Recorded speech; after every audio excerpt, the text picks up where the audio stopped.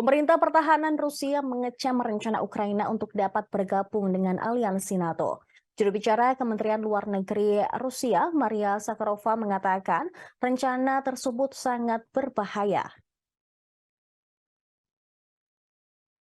Zakharova menegaskan langkah itu bisa menyebabkan kiamat bagi aliansi militer Eropa itu. Komentar tersebut dilontarkan Maria Zakharova dalam sebuah unggahan di Telegramnya pada hari Jumat 21 April. Itu bisa menyebabkan keruntuhan terakhir sistem keamanan Eropa menurut dirinya. Dia juga menuding NATO berusaha mengompori Ukraina untuk mengalahkan Rusia.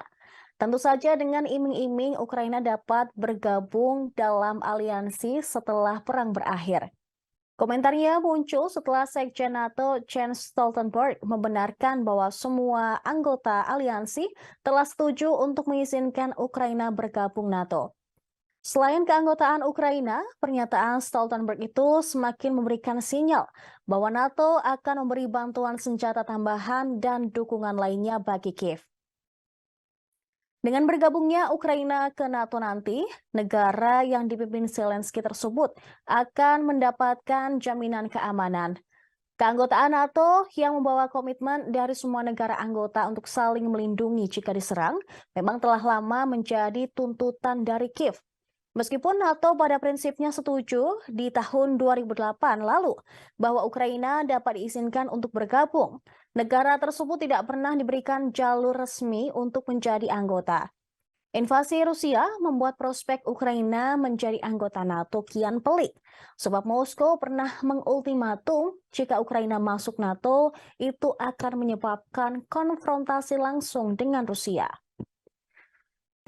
I said in Kiev yesterday that Ukraine's future is in the Euro-Atlantic family, and all NATO allies have agreed that Ukraine will become a NATO member.